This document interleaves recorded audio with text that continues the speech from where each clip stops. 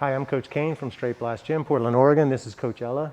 I wanted to continue looking at individual limbs and cross side bottom or side control bottom. And today I want to look at the inside arm and some of the jobs of the inside arm.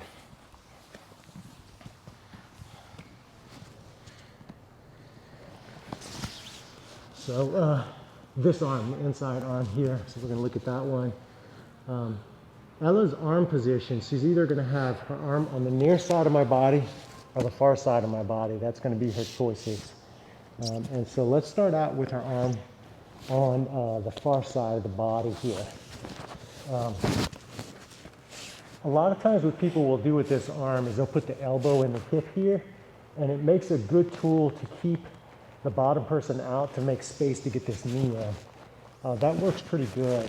And more of an MMA self-defense situation, it's not super great because she has access to that knee. So if Ella gets up high on her cross sides and then starts working that knee as driving that knee into my head. And so instead of elbow to hip here, what I now practice instead is cupping that thigh like that.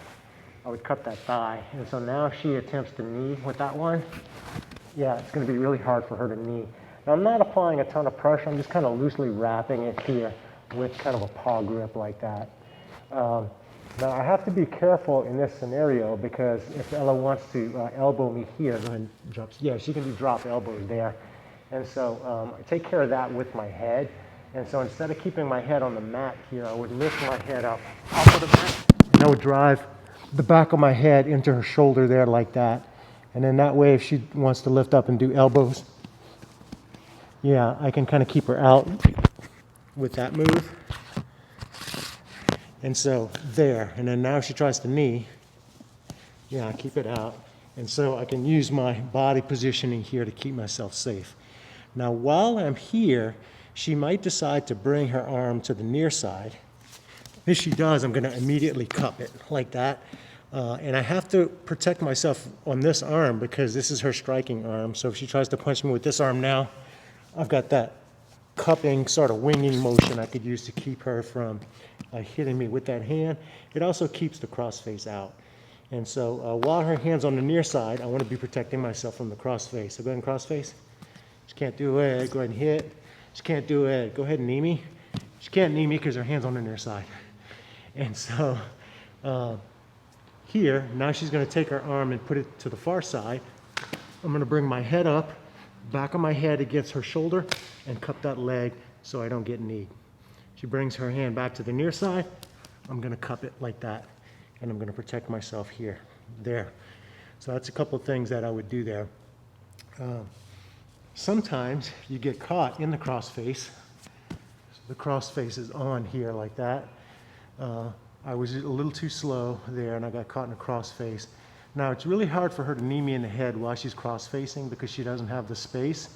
So this is not going to be quite as necessary because she's got the cross-face. One of the things she does have where she can create a little bit of damage is she can lift her shoulder up and then do shoulder strikes into my jaw here. Go ahead and kind of simulate that. Yeah, there, like that. And sometimes people will use that to turn their head. And then they'll pull the arm out and start launching strikes. And so I want to isolate and own this a little bit. So she's here, maybe she's applying some pressure, but I can still get my fingers in. And what's going to allow me to get my fingers in is actually my posture here. And so if I do my slight arching with my back here, and you can see I'm arching away like that, and now she's going to drive. Yeah. I can still get my fingers in, and once my fingers come in, my elbow is going to move towards my hip, like that. And now I've taken all the pressure off. And so that puts me in pretty good shape there. And so here, because I'm owning that shoulder, if she tries to drive her shoulder into my chin, she's not going to be able to do it there, yeah. And that's going to allow me to get my hand back in. And so she's got shoulder of justice pressure. I'm going to arch, stick my fingers in, and then pull down. She's still going to drive really hard on that, but she's not going to have much pressure there. Now I want to get my hand back in, so I'm going to palm up here, and I'm going to oopa like that to create space. And when I do that, I should have space to swim my fingers in here like that. And now I'm back on the inside. There. Preventing her from punching. She's going to try to hit me. She's going to bring her arm to the far side. Bring my head up. Cup that knee so I don't get hit. She's going to bring her arm to the near side. Oops, she caught me in a cross face. She's going to start applying pressure. I'm going to arch, get my fingers in, and pull like that. When I'm ready to get my hand back in, there, fingers in, and now I'm back in position here where we were. That's most of the job of the near side hand. And if I was teaching basic stuff about what to do with that near side hand, that's what I would do. And just practice just that movement. All right, hope that helps. Let me know how it goes.